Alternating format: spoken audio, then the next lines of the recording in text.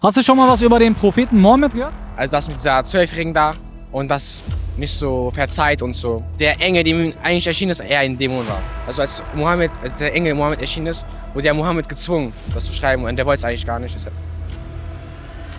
Wer könnte das gewesen sein? Mit Sicherheit nicht Mohammed. Der Satan ist das. Das ist die Vorstellung, dass vor dem Ende der Welt nochmal eine richtige Katastrophe einsetzt.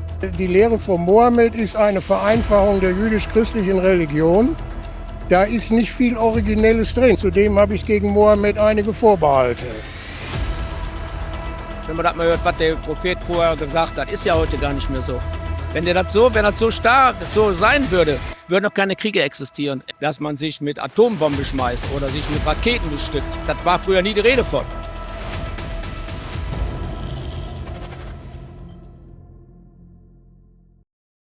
Ich habe heute ein paar Fragen für euch vorbereitet. Und zwar, welcher Religion gehört ihr? Gar keiner. Christlich. Ich bin katholisch. Christlich aufgewachsen, ja, aber bin aber aus der christlichen Kirche raus. Ich bin sehr katholisch erzogen worden, bin aber später ausgetreten aus der Kirche, weil das, was die Menschen aus der Kirche machen, das ist nicht das, was er gelehrt hat. Das passt gar nicht. Und das respektlose Verhalten den Frauen gegenüber passt auch nicht. Den Christentum. Keiner. Ich folge keiner Religion. Ist eher so spirituell. Ich bin der Meinung, dass Religionen separieren. Wenn es einen Gott gibt, dann für alle. Früher war man katholisch, jetzt gar nicht mehr. Katholisch. Ich bin Christ. Früher war ich orthodox, aber nein. Hast du schon mal was über den Propheten Mohammed gehört? Ja, Was denkst du über den?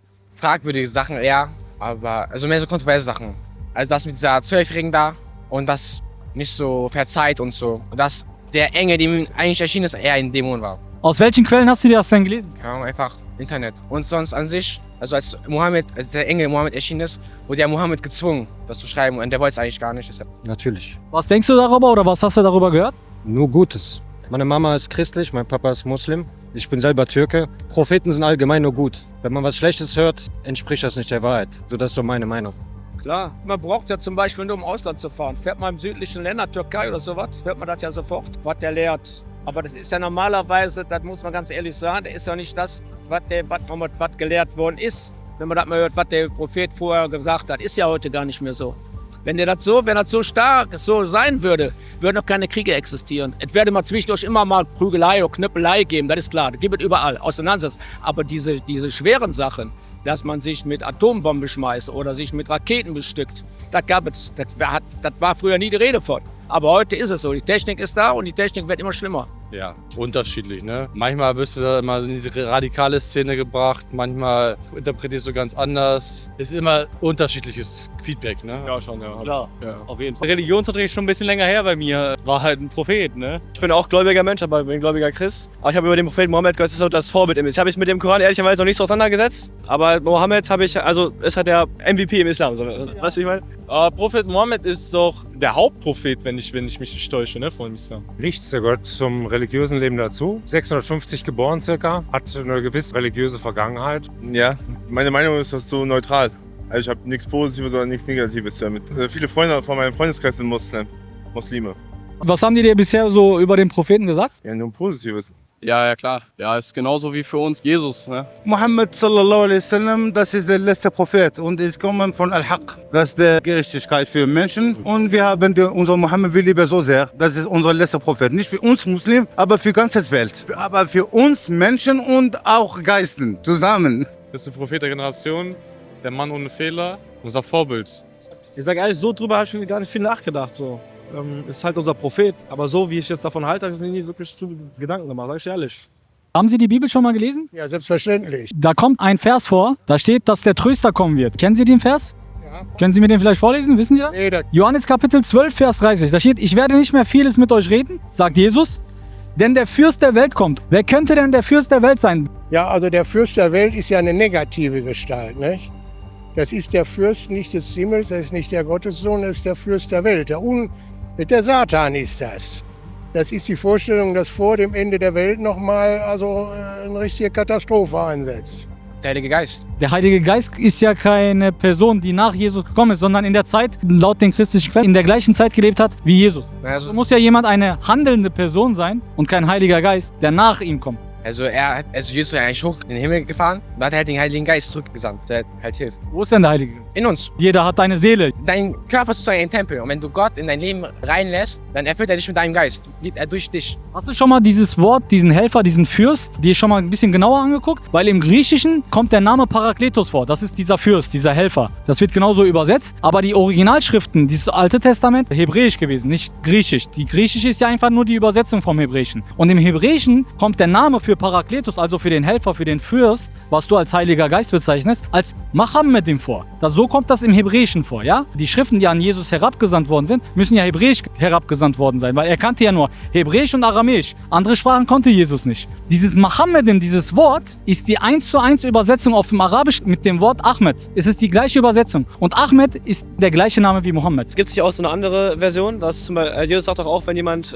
auf die Erde kommt und das Evangelium in einem anderen Kontext, also anders den Menschen sagt, so dürfte das nicht ernst nehmen. Und das hat das nicht Mohammed so ein bisschen gemacht. Er hat nicht gesagt, dass die Bibel so und so aktualisiert wurde. Und in der Bibel steht ja auch, dass, wenn das gesagt wird, dass wenn jemand kommt und sagt, dass das Evangelium anders ist, dass ihr da nicht drauf hören sollt. In dem nächsten Kapitel steht, ich will den Vater bitten und er wird euch einen anderen Tröster geben. Den Vers kenne ich nicht, aber wenn Sie richtig zitiert haben, mag das ja sein. Da steht eigentlich, dass immer ein Tröster kommen wird, ein Fürst kommen wird, nach Jesus. Ein Prophet. Wer könnte das gewesen sein? Mit Sicherheit nicht Mohammed. Wieso nicht? Weil also die Lehre von Mohammed ist eine Vereinfachung der jüdisch-christlichen Religion. Da ist nicht viel Originelles drin. Also zudem habe ich gegen Mohammed einige Vorbehalte. Die Gottessohnschaft Jesu wird abgelehnt. Das ist der entscheidende Punkt. Jesus ist nicht nur ein Prophet, sondern Jesus ist Gottes Sohn. Wir haben im Christentum eine Trinität, die gibt es dann nicht mehr im Islam. Oh, dann ist das ja kein Monotheismus mehr, wenn es die Trinität gibt. Das ist eine ganz schwierige Frage, inwieweit es ein Monotheismus ist. Theologisch ist das sehr komplex. Es sind also 3 Personen in einer. Gott taucht in 3 Erscheinungsformen auf. Liebt ihr mich, so werdet ihr meine Gebote halten. Und ich will den Vater bitten und er wird euch einen anderen Tröster, Parakletos heißt das auf Griechisch, geben. Ich sag's dir so, ich interpretiere alles, was Bibel, Koran, egal in welcher Religion drin steht, das für mich persönlich war das immer zu dieser Zeit eine Politik, also egal welche Religion. Jeder wollte halt so ein bisschen Macht hier, Macht da, egal wo, ne? Also es ist ja bis heute hin. Und egal welche Frage du stellst, wie du es interpretierst oder sonst wie, du kannst dir alles reininterpretieren, ne? Deswegen, egal ob du mir einen Vers rausnimmst aus der Bibel, aus dem Koran oder sonst woher, du kannst dir das alles irgendwie zurechtlegen, du kannst es radikalisieren, du kannst es neutralisieren. Ich persönlich glaube einfach, Leute, die egal welchen Vers oder sonst irgendwie raushalten nehmen, wenn sie sich daran stützen können und daran Halt sehen, finde ich das gut, weil du entsprechend da dein Glauben oder entsprechend deine Kraft schöpfst. Warum ich auf den Namen Parakletos komme? Parakletos ist griechisch. So wie die Bibel herabgesandt worden ist an Jesus, ist die hebräisch herabgesandt worden. Jesus wusste Aramäisch und Hebräisch. Und in den Originalschriften kommt das Wort Machamedim vor. Das ist das hebräische Wort für Parakletos. Und Parakletos heißt der Helfer. Und dieses hebräische Wort Machamedim ist genau die gleiche Wurzel wie der Name Ahmed. Und Ahmed ist der Name von dem Propheten Mohammed. Jesus weist auf den Propheten Mohammed eigentlich hin. Ja, ist interessant auf jeden Fall.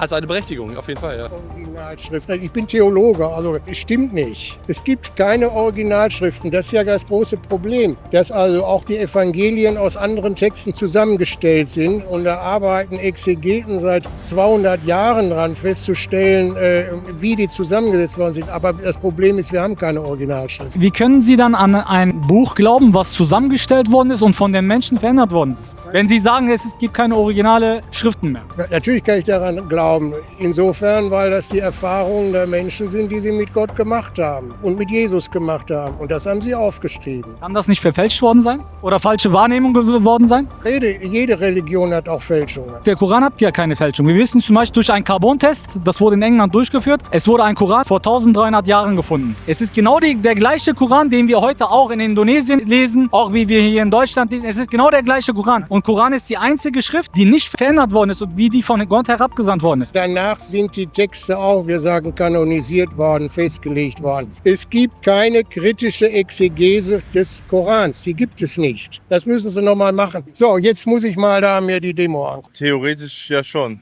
Ist interessant. Jesus a.s. ist gekommen vor Mohammed 600 Jahre ungefähr. Und auch Jesus bei uns, Muslim, in unserem Koran, wir müssen folgen Jesus, wir müssen folgen Mohammed a.s., Moses, auch viele Auch Jakub, Muslim glauben zum alle Propheten. Nicht wie zum Beispiel Christen glauben nur an Jesus. Nein, wir glauben an Jesus, wir glauben an Mohammed, wir glauben an Musa, Mose, wir glauben weiter und bei Elias gibt es viele. Und wir glauben zum alle. So ist Muslim. Also Sie haben schon recht. Ist halt ein umstrittenes Thema, glaube ich, von vielen. Wir haben uns da jetzt nicht so mit befasst, das wusste ich tatsächlich noch nicht. Ja, aber hört sich auf jeden Fall schon interessant an. Schon interessant, also ich würde mich da schon nochmal informieren darüber. Ja, auch so, ja. Sehr spannend. Ich finde schon, wir sind irgendwie trotzdem alle Brüder. Egal ob welche Religion, ob Islam, Orthodoxen, Christen. Ich finde schon, wir sind alles Brüder. Familie. Alle Familie, Schwestern. Schon interessant, habe ich noch nie gehört. Und das wusste ich tatsächlich nicht. Also ich habe die Bibel noch nie ganz gelesen. Ich versuche gerne immer über alles immer etwas dazu zu lernen. Das Recht Religion ist ja ein sehr interessantes Thema dazu auch. Deswegen. Danke für das Interview. Darf ich das auf YouTube veröffentlichen? Ja, klar, kein Problem. Ja, klar können Sie das. Ja, kannst du gerne machen. Kannst du machen. Ja, gerne. Ja, klar. Ja. Ja, natürlich. Ja, auch von mir aus, ne? Von mir aus, jo. Natürlich, wie du möchtest. Darfst du. Kannst du machen.